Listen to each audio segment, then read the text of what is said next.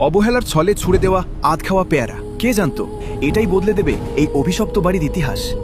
পচা ফলের বুক চিরে ধ্বংসস্তূপের মাঝে মাথা তুলল কচি এক সবুজ প্রাণ।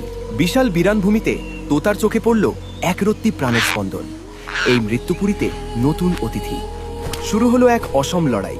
ঠোঁটে নারকেলের মালায় একটুখানি জল আর অনেকখানি আশা। তৃষ্ণার্ত শিকড়ে পড়ল জীবনের ছোঁয়া। ফোঁটা ফোঁটা ভালোবাসায় সিক্ত হল রুক্ষ মাটি। দিন গড়ায়।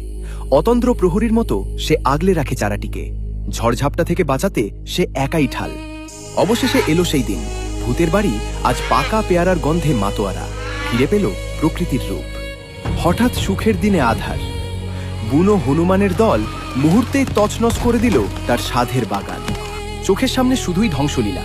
ভাঙা ডাল দেখে বুকটা ফেটে গেল কান্নায়। সব কি শেষ? না, হার মানল না সে।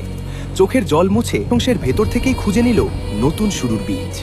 একটা গাছ হারিয়েছে তো কি, আজ সে বুনবে হাজারটা। পুরো আঙিনা জুড়ে ছড়িয়ে দিল নতুন স্বপ্ন।